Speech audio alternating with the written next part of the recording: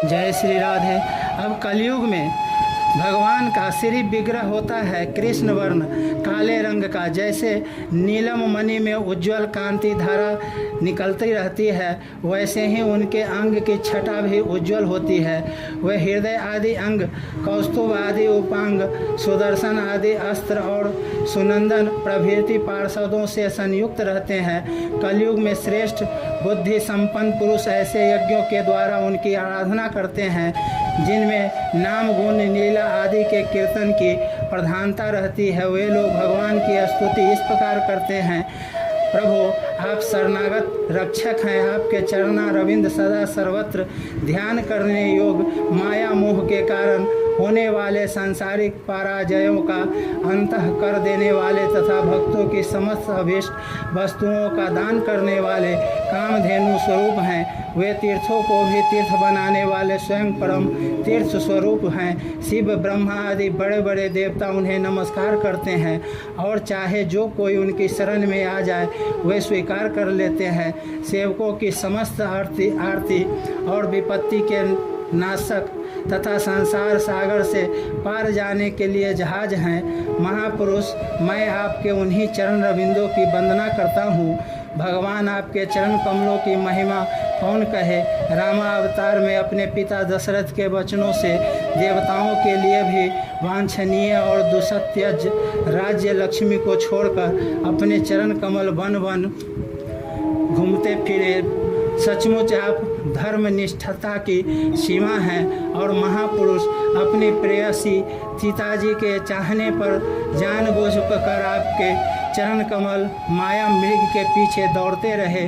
सचमुच आप प्रेम की सीमा हैं। प्रभु मैं आपको उन्हीं चरण रविंदों की वंदना करता हूँ। इस प्रकार विभिन्न युगों के लोग अपने अपने युग के अनुरूप नाम रूपों द्वारा विभिन्न प्रकार से भगवान की आराधना करते हैं।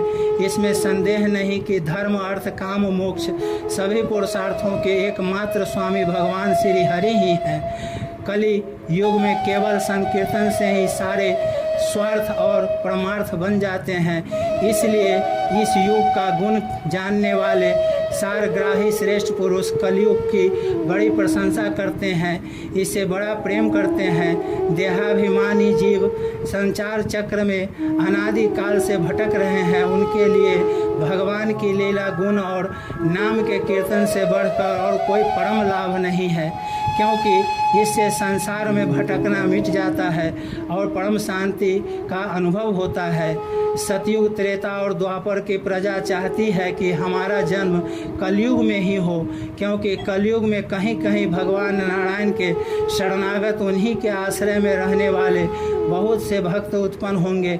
महाराज विदेह कलयुग में द्रविड़ देश में अधिक भक्त पाए जाएंगे, जहाँ ताम्रपर्णी, कृतमाला, पयस्विनी, परम पवित्र कावेरी महानदी और प्रतीचि नाम की नदियाँ बहती हैं। जो मनुष्य इन नदियों का जल पीते हैं प्रायः उनका अंतःकरण शुद्ध हो जाता है और वे भगवान वासुदेव के भक्त हो जाते हैं। जो मनुष्य यह करना बाकी है वह करना आवश्यक है इत्यादि कर्म वासनाओं का अथवा भेद बुद्धि का परित्याग करके सर्वात्म भाव से शरणागत वत्सल प्रेम के वरदायिनी भगवान मुकुंदनी की शरण में आ गए हैं।